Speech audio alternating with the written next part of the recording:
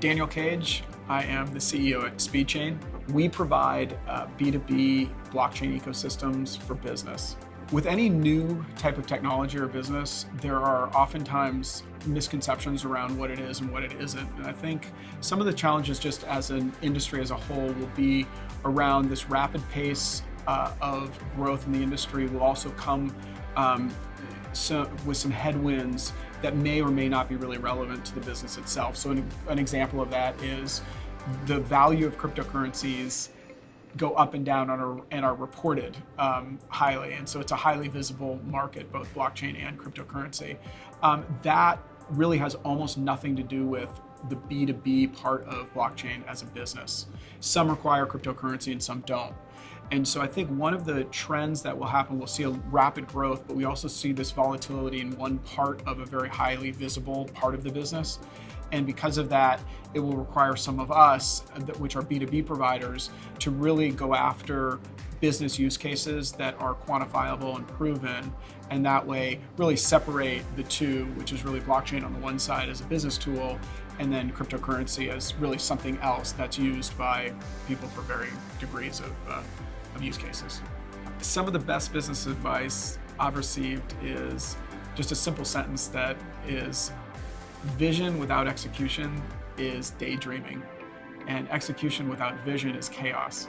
I think if you can balance those two, it's something that I tend to repeat to myself, certainly almost every day, that I think from a business strategy perspective, I think it's really important to balance the two, and especially when you're in an innovative or growing company. Those are always just the two kind of overarching things that always have to blend for a successful enterprise.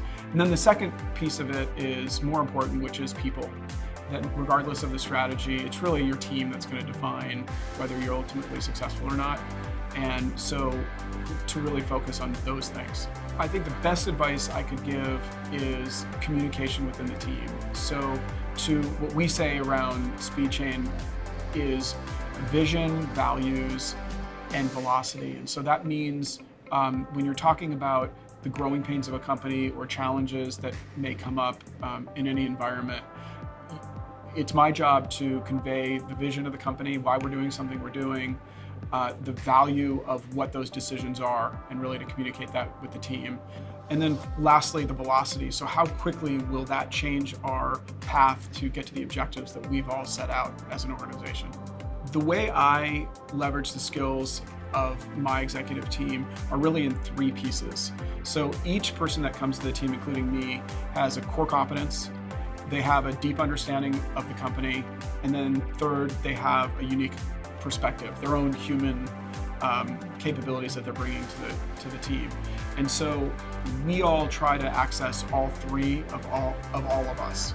And so an example of that is a CFO could come in with our core competence, and obviously they've been focused on a certain area of the team, but because they have such a deep knowledge of the company itself, can offer a fresh perspective that just comes from them being them. And I think combining those three aspects of each person and then communicating really well together gets the best result.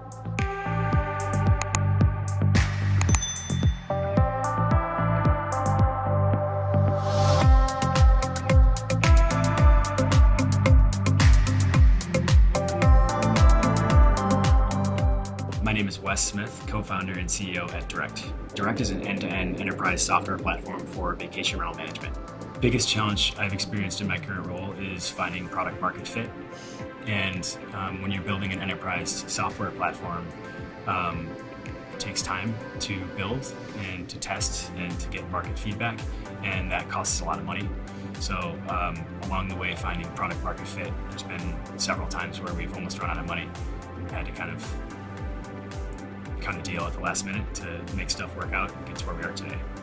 How I addressed the challenge of finding product market fit, really just relentless focus on the product and the customer, listening to their needs and addressing and iterating and testing the feedback that we've gotten.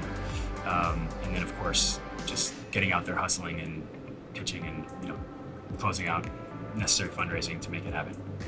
The one lesson I've learned throughout this process is to keep persevering, stick to the vision, keep collecting feedback, keep listening to the customer, keep refining the product, and the results will follow. Getting the entire team aligned on the vision and the mission, and understanding that it's going to be a roller coaster ride. There's going to be ups, there's going to be downs to get to the finish line.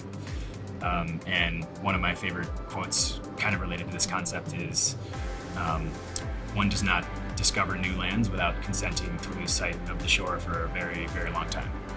So when you kind of start out building a business and set out to achieve something great, in our case, it's catching up with large incumbent software providers, and building something that is next gen, getting to that moment. There's going to be days where you feel like you have it all figured out, and days where it's like, how am I going to get this figured out? And the lessons that, as the CEO, I tend to absorb that stress, and I don't want everybody to absorb the stress, but just getting everybody on the same page, that reminding ourselves that we've felt like we had it all figured out before, and we'll figure it out. What example do I try to set for others from my position in the company?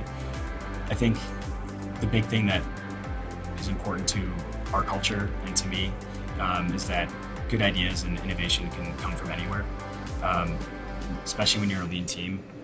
If everybody has good communication and everybody feels comfortable sharing their ideas and finding out ways, whether it be process innovation or product innovation or commercial innovation, that they speak up, because good ideas can really come from anywhere, not just from the top. Is human capital important to our company? Yes, it absolutely is. And how do we kind of retain top talent? I think it goes back to